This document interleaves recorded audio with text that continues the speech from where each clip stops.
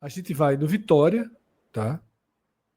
Que a foto é muito emblemática, né? Vai seguir lutando aí ponto a ponto pela sua sobrevivência na Série A. O campeonato não me parece que vai ser diferente disso.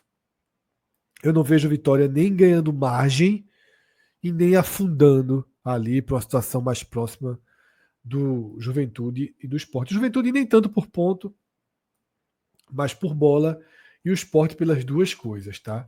Em relação à campanha, e o Vitória tem muitas campanhas de Série A, né? Essa é a 10ª campanha de Série A nos pontos corridos do Vitória. Ele iguala a sua pior largada, que foi em 2014. Tinha 11 pontos também nesse momento, com 12 jogos, e caiu naquele ano com 38. Mas eu não vou fazer um alarde maior quanto a isso, porque ano passado eu tinha um ponto a mais, terminou com 47. Tá? Em 2017 também tinha os 12 pontos, terminou. Não caiu ali já é um 43, já não é uma pontuação tão segura, mas não é uma largada tão fora da curva do Vitória, visto que nas 3 participações anteriores ele tinha um pontinho a mais nesse momento. Tá? Então, eu diria que o Vitória está bem ali na região que eu defini ali no título, como lutando ponto a ponto pela permanência. Tá?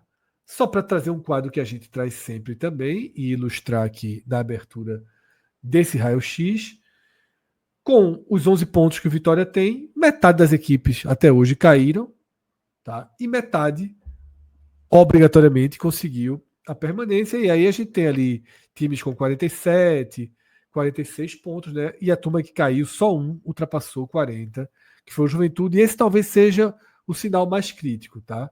Você tem 7 clubes que tinham, 7 dos 8 clubes que caíram, não chegaram nem em 40 pontos, chegaram nem em 39 pontos. Isso aí é para ter um alerta, tá?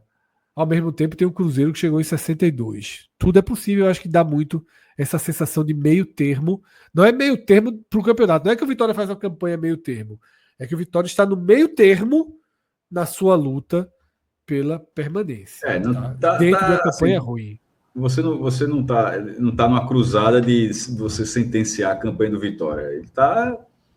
O número deixa muito claro que o Vitória está disputando o campeonato, mas assim, que uma má sequência pode colocar ele dentro de uma estatística que tem todos os perfis de clube ali rebaixado, né? Aliás, até isso, essa estatística que você mostrou é curiosa, Fred, porque ela ainda tem tanto a boa quanto a ruim, ela tem todos os perfis de clube ali, dos menores, dos mais modestos aos maiores do país.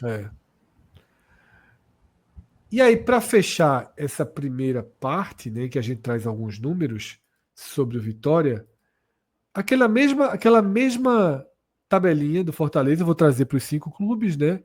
Que é onde estão os adversários que você enfrentou. Eu acho que no caso do Vitória é uma tabela equilibrada, né?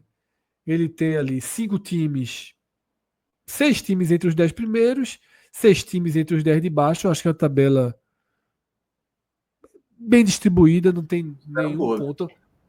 A diferença aí é que ele não ganha de ninguém de cima, né? As 2 vitórias que ele tem foi sobre Vasco e Fortaleza. Mas ter 3 empates como visitante contra o G10 também é interessante. Que são os melhores momentos do Vitória no campeonato. Que era sempre por aí que eu ia puxar, Fred. Sempre que aumenta a minha confiança no Vitória, Ravel, é quando os 3 empates que estão aí, o 0-0, 2-2 e 1-1, Fluminense, Atlético e Corinthians, Ravel. E eu vou até incluir, Fred, nessa lista a vitória contra o Fortaleza. Porque o problema do Fortaleza se agravou depois daquele momento ali. A gente teve momentos ruins do Fortaleza e tal, mas naquela altura não se esperava que o Vitória fosse conseguir vencer o Fortaleza jogando tão bem como jogou. Eu coloco assim dessa forma. Então esse empate contra o Atlético Mineiro fora, o empate contra o Fluminense no Maracanã, a vitória contra o Fortaleza no Barradão, eu acho que foram jogos que deram à torcida uma visão otimista do que poderia ser o Vitória nesse campeonato. Então eu acho que o Vitória chegou a demonstrar no Brasileirão exibições confiáveis, exibições seguras para um time que poderia disputar de maneira mais impetuosa ali essa permanência. E agora, mais recentemente a gente tem aí partidas ruins, como foi contra o Ceará, contra o próprio Santos no Barradão. Existem também recortes negativos desse mesmo Vitória dentro do Brasileiro, e são recortes até mais recentes, que esses sim talvez preocupem bastante pelo fato do Vitória não dizer ainda. Eu acho que mais do que a pontuação, porque como você disse mesmo, Fred, historicamente é uma pontuação onde metade pende para um lado, metade pende para o outro, então a pontuação, analisando friamente, seria muito simplista nesse momento. Mas quando você percebe onde é que surgiram esses pontos e qual o nível de atuação que esse time conseguiu já entregar nesse mesmo campeonato, eu acho que ainda resta uma dúvida para saber o que será esse Vitória após a pausa. Se é o Vitória que conseguiu boas exibições contra bons adversários ou esse vai ser o Vitória que já conseguiu atuações muito ruins quando se era esperado minimamente que o time fosse mais competitivo. E aí eu acho que isso se perpassa fundamentalmente por essa capacidade que o Vitória vai ter que ter de reforçar o seu elenco. A gente teve aí a perda mais recentemente do desfalque do Jamerson, que foi um lateral que vinha fazendo uma boa temporada até então, um bom campeonato brasileiro, vinha jogando bem, era um dos destaques aí desse time do Vitória no Campeonato Brasileiro, e aí acontece aquela lesão infeliz ali naquele lance com o Eduardo do Cruzeiro, no campo pesado do Barradão, e agora o Vitória praticamente tem uma necessidade uma obrigação de reforçar o seu lado esquerdo, tentou fazer alguns movimentos, né? Já de mercado, porque zerou a posição, tentou fazer alguns movimentos de mercado, mas até agora nada confirmado. E o fato é que essa é uma posição que o Vitória vai precisar reforçar. Essa e outras, para que o time consiga evoluir e dar a cara, dar a tônica do que de fato vai ser. A gente já chegou a analisar aqui em edições anteriores do Raio X, de que a ponta esquerda, por exemplo, você tem atletas que não conseguem se firmar, né? Hoje o dono da posição é um jogador que já está no Vitória. De novo jogou Oswaldo, viu? De novo jogou. Exatamente. A gente falou isso e ele jogou contra o Cruzeiro.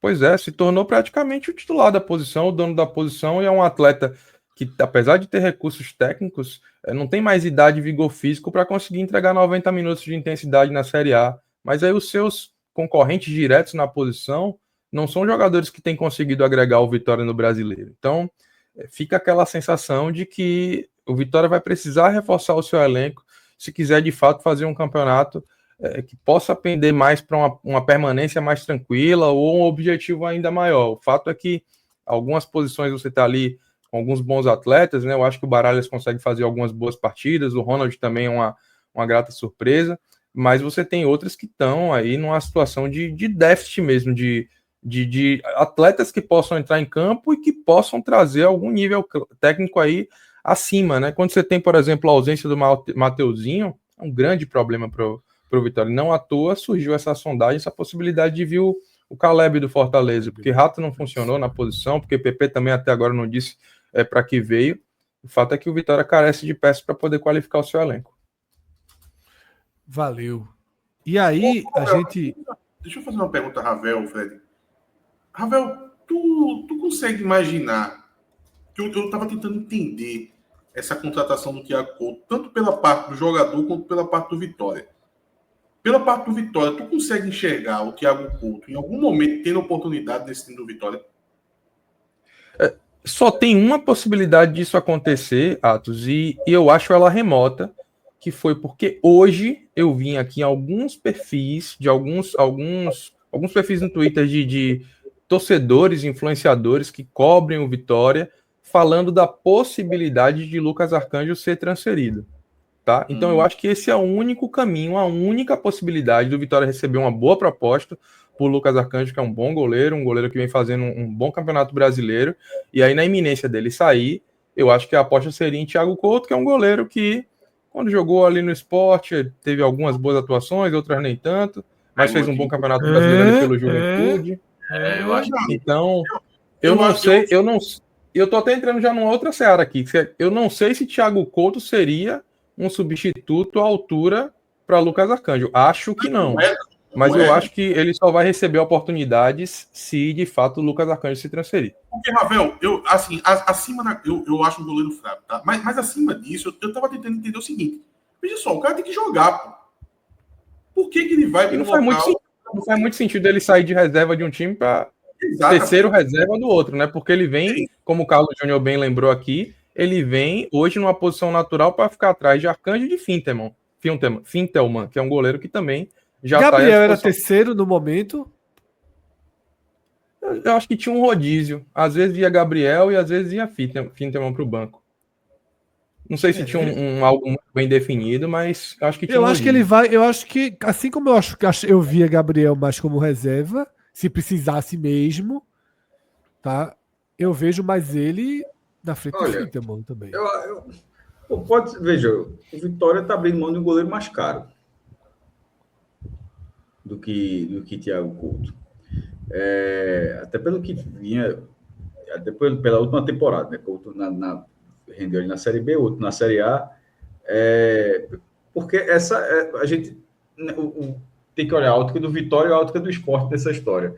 A do Vitória pode ser simplesmente uma oportunidade para dar fôlego à folha, ou seja, a questão do goleiro é mais estratégica para dar fôlego, para conseguir recursos para investir em outra posição, enquanto a do Sport pode ser uma alternativa para brigar com Kaique e França, de fato, já que Thiago Couto não tinha aproveitado, né? E Couto não conseguia brigar com com Kaique e França, então o Sport pode falar, eu vou tentar um goleiro para de repente brigar pela titularidade, enquanto o Vitória só, eu vou pegar um goleiro mais barato. Eu não falei Sport, Cássio, eu falei o jogador, sabe?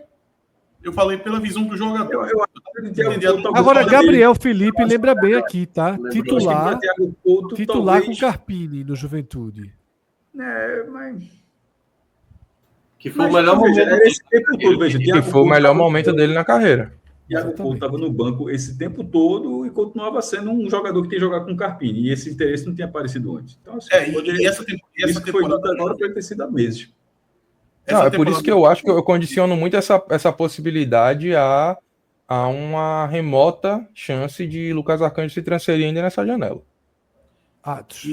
E essa temporada de Juventude, Fred, assim, lembra um pouco Carlos Eduardo no Brasil de Pelotas, sabe? Eu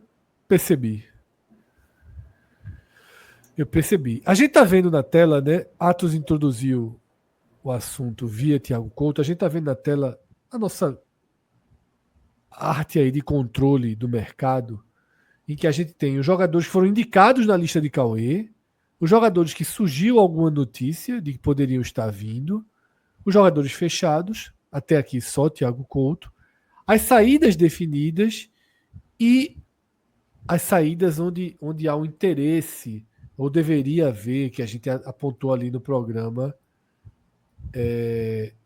para realmente deixar o clube. Tá? Pelo que foi dito aqui nesse programa, Caleb ele sai da casa de indicação de Cauê para a casa de rumores de que pode vir para o Vitória. É isso, né, Minhoca? Rumor. Teve até um rapaz no chat que até lembrou que o Papelinho hoje deu uma entrevista para o Futebolês, aqui um canal daqui, dizendo que ele vai continuar, mas honestamente eu não tenho muita certeza. A janela é muito longa. Papelinho já deu uma entrevista dizendo que não vai colocar ninguém na prateleira. Ou seja, ele está fazendo o que ele mesmo disse que ia fazer, né? E eu acho que vai... E talvez para ganhar um dinheiro a mais, pode ser também. Exatamente. E a janela é longa, né? Assim, eu não sei se isso também vai acabar, porque pelo que foi constado, assim, Caleb não tinha o interesse de querer continuar no Fortaleza. Mas foi também só um rumor. Eu confesso que não vi nada concreto disso. Gamarra do Cruzeiro avançou alguma coisa? Não, né, Ravel? Sem notícias novas, né? Não, sem notícias novas. Até agora, nenhuma fonte, nem nada aqui na imprensa baiana tenha falado da possibilidade de vir esse atleta, não. E aí, onde o Vitória realmente conseguiu trabalhar rápido foram nas saídas, né? O Vitória já deu destino a Bruno Xavier, foi para o Vila Nova, Carlos Eduardo foi